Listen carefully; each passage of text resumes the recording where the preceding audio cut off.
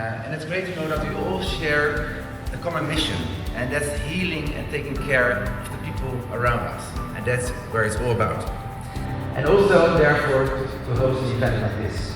Wound care is not a luxury. It's a fundamental part of preserving dignity, we use the same word, mobility and quality of life for our patients, for the people around us. And therefore, my wish for this conference. We are preparing to the next step, and that's moving towards becoming a true center of excellence. Essa aqui nós de shete Island Wound Care Symposium, onde nós está organizando cada 2 anos conferência sobre o cuidado de herida. Tem tratamento de herida, cada vez tem coisa nova, desenvolvimento novo, inovação.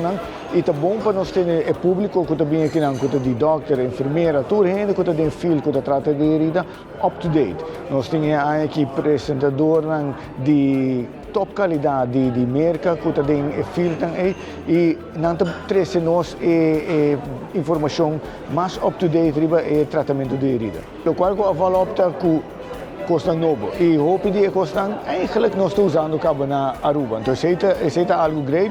Maneira você nós estamos indo para nossa hyperbaric center e estamos tendo também o tópico e também a hora de adressar aqui não onde que nós também estamos de tratamento de cuidado de herida hyperbaric center lo ajuda de esse também. Fora desse ayer nós estamos hands-on onde participantes não por mês WAC e usa para o conta trata herida não certo aspecto não custa novo do tratamento de herida, o qual que também é great que nós temos panels depois de tudo e speakers onde que não por aí pergunta de público e nós aqui para promover nós estamos em público online, door que nós estamos em colaboração com o Caribbean Wounds Network, onde que estamos em mais com 100 gente online também que estamos a voltar a conferência aqui. Eu quero agradecer ao time de Wound Care que faz o máximo esforço para fazer aqui sucesso a conferência aqui.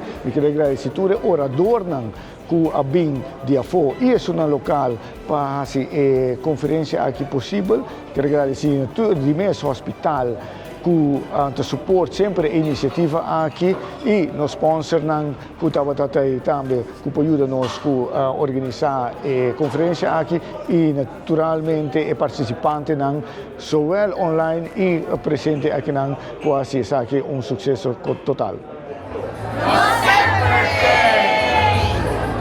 Sempre tem.